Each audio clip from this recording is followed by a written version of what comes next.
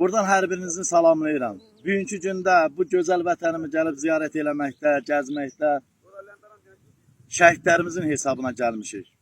Allah şəhidlərimizə rəhmət eləsin, qazilərimizə can sağlığı versin.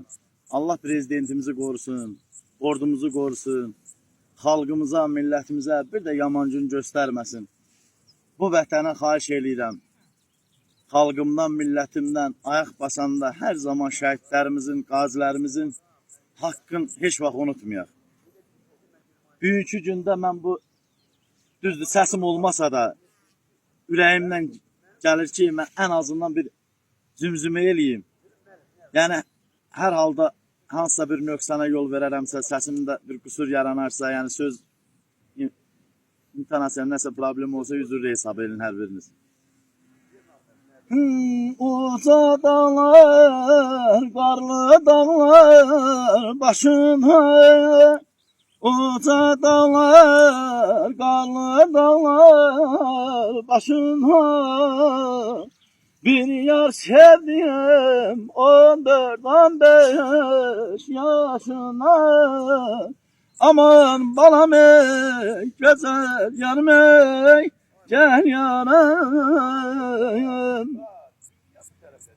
Değil şair dostum ayak sakla bu yerden, İlhamın duası Qarabağdadır. Şair dostum ayak sakla bu yerden, İlhamın duası Qarabağdadır. Gün vuran,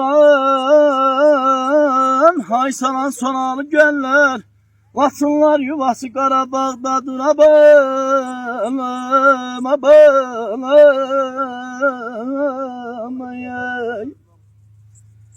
Sağ olun gözəl insanlar. Allah hər birinizə can sağlığı versin. Əziz dostlar, əziz millətim, xalqım. Hər birinizə qismət olsun, gələsiniz. Bax, belə bu gözəl yerlərimizi ziyarət eləyəsiniz, vətəninizi ziyarət eləyəsiniz.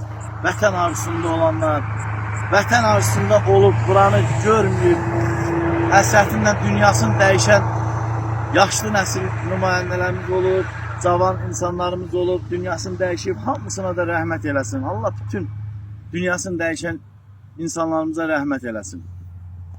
Allah hamınıza qismət eləsin, gəlib bu gözəl yerləri görmək.